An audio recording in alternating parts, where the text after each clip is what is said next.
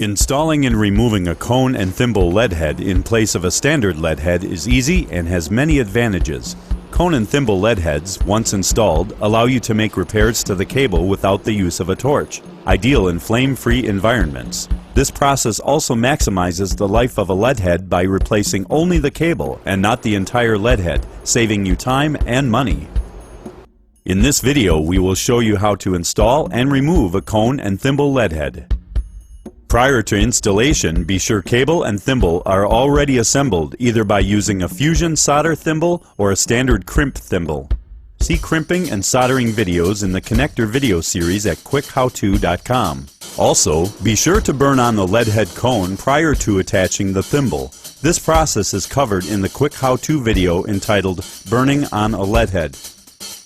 To install a cone and thimble lead head, you will need cable with thimble connector, dielectric grease, cone and thimble hardware, cone lead head, and a wrench. Start by applying dielectric grease around the surface of the thimble. This helps prevent corrosion by repelling moisture. Now, slide thimble onto the cone of the lead head. Slide the washers onto the bolt and attach the bolt to the thimble through the far end of the lead head. Tighten manually, then use a wrench to secure it in place. As you can see, the thimble is slowly making its way closer to the lead head, creating a tight seal. The use of a maintenance-free cone eliminates the need for periodic tightening of the thimble.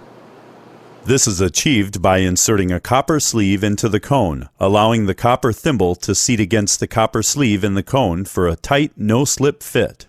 This is critical in high-vibration environments.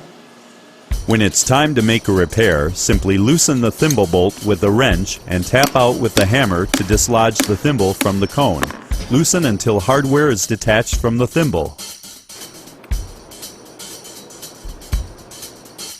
For more videos in our material handling series, visit quickhowto.com.